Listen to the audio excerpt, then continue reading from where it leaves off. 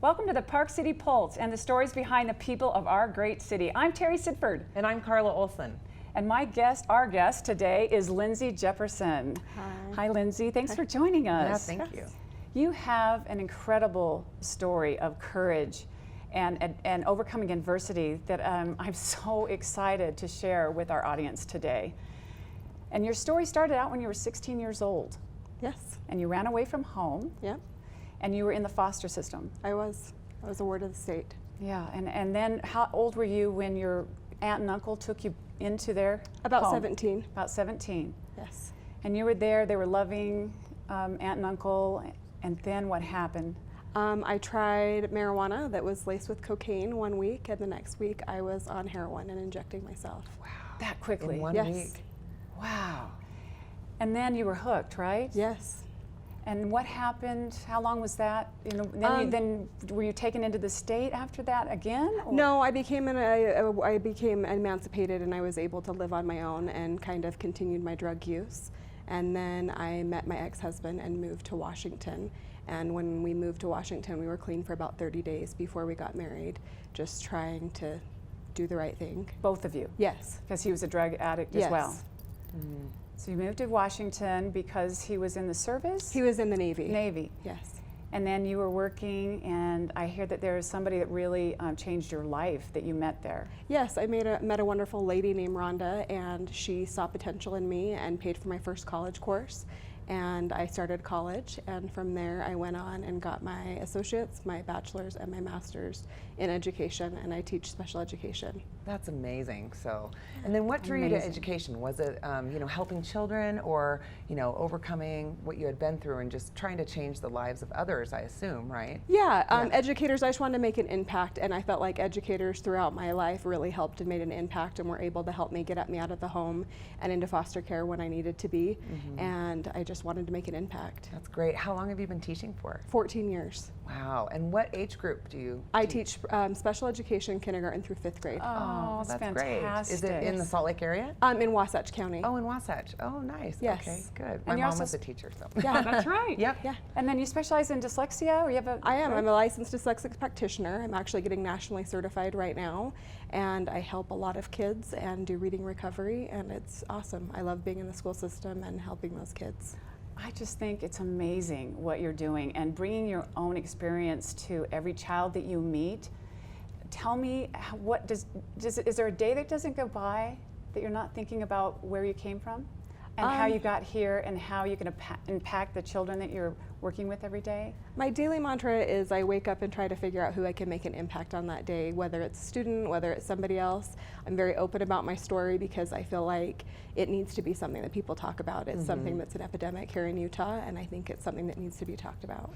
And our TV station has a show on mental health, and they just won a Telly Award for it, but I love that Park City TV is really trying to start the conversation, right? I think the more you talk about it, I mean, look at what you've done with your life, right? You could have been ashamed and not told your story, but here you are, like, you're telling your story, what you've done, what you became, and so many other people need to hear that. Yes. Yeah. And I want a piece of my story to be somebody else's recovery.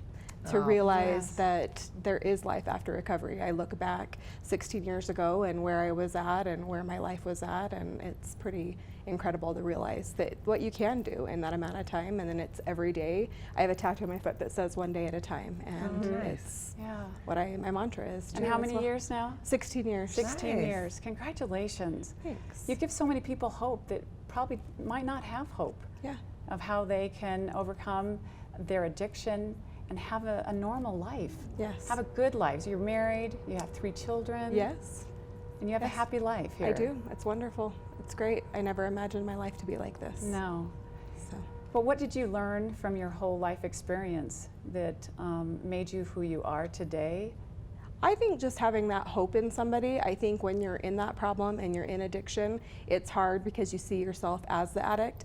I think just finding that one person that believes in you gives you that ability to believe in yourself, and like just for them to believe in you until you can learn to believe in yourself. Yes, and who would you say that person was? Was it the person in Washington? Washington Rhonda? would be Rhonda. I mean, there's been a lot of people, my aunt and uncle, and a lot of people throughout my life, but it was always, I think, in different phases of my life, there was always somebody different cheering me on and pushing me to what they thought my potential was. And you never know who that person can Right. be, right? Never. I think about that in my day-to-day life, going out there. What if I just smiled at somebody, or what if I just cared about them a little bit more? You Yes. just don't know who that person's going to be that's going to impact you, Yes. or show a little sign that they care about you. Yes. Well, that's amazing. It really is. And what's the tips, or what's the guide that we'd give people out there listening right now that are struggling? With all the resources that are here in Utah, the addiction hotline is one of the best resources. You call, say, this is where I'm at, this is where I need to go, this is what I want help with, and they'll point you in the right direction. There's a lot of resources here in Utah that are mental health as well as drug addiction. The Access Center, LDS Hospital, opened up 2 years ago and has been a great resource for mental health and addiction, because a lot of people that are addicted have mental health issues as well. And so I think it's just a great resource here in the Valley, and That's really good to just know. reaching out to somebody. Maybe that's the first step, right? Just reaching out and letting someone know. Do a lot of people that have addictions have a hard time, do they have a hard time admitting it, first of all? I think or- it's hard when you're in it and you're involved in it to realize you're an addict, to really face that reality that you're as bad as the other person or something like that, or that you have it under control. That was me. I thought I had it under control. I thought I had it. When I quit using drugs, I weighed 87 pounds. I didn't have it under control. I was, I buried 5 friends within 2 weeks of one another from black heroin. From black heroin. What's the difference? It was just dirty heroin. Whoever had mixed it and whoever our dealer was had a, So how much of that is out there now? And I know they have fentanyl and all those other things out there now that it's just one time it can be At one time, right? and it's and a lot of people die from overdoses, not because they go out and they use a ton amount of what they used to. It's that they quit using and they think they can go back to the same dosage, and that one dosage kills them.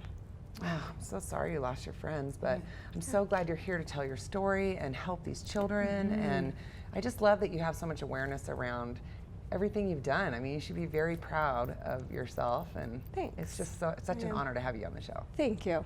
It takes a lot of courage to share your story. And you're opening up the door for everyone else to share their story. And then people don't feel alone, and they feel like they might see a success story like yours. Yes. And it's a hard thing to do, being a public employee and being somebody that's the face of that, to step out of your comfort zone. But I think it's important for other people to realize that they're not the only one living this story, and they're not the only one that has overcame this. And by sharing our story, we encourage each other. It's an incredible gift you're giving to everyone, and I really do wish that more people would do that. And I think it is a huge problem right now, and you're going to give people hope out there. And what's your daily mantra that you want to tell everyone? I mean, that you tell yourself, that I want you to tell the audience, that you tell yourself every single day? Just who can I make an impact on? That's my daily mantra, like just to look out in my day and figure out who I can make an impact on. That's incredible, Lindsay, it really is. And thank you for being that courageous and making a difference. And I know you're making a difference in all the children that you touch, including your own, right? Yes. And where can people get some information if, besides reaching out to someone and telling them that they have a problem? I know you told me that there's a hotline, there's the LDS, and we'll have the phone numbers for them. Yes. Okay. But if for some reason they're really in big trouble and they can't remember, they can just go into like emergency room? You can go to an emergency room, you can call 911, you can. Because sometimes it's just that, it's kind of crazy in that situation, right? Yes. Okay, great. Well, thank you so much. Is there anything else that you want to tell the audience out there about your story and just a kind of a takeaway? Just do the next right thing, whether that's smiling at your neighbor, whether that's reaching out to somebody, whether it's not having that next drink or not having that next hit or whatever it may be. Just do the next right thing. Do the next right thing. That's a great advice. Yeah. I so appreciate you being here, and thank you for sharing your story with us. Yeah, thank you. Thank you for joining us, and just do the next right thing, like Lindsay said. And if you're struggling with addiction, there's many resources. Just reach out to somebody, and we'll have these phone numbers for you so you can reach out if you're having a problem. You're not alone. Thanks for joining us, and we'll see you next time. Thanks for watching.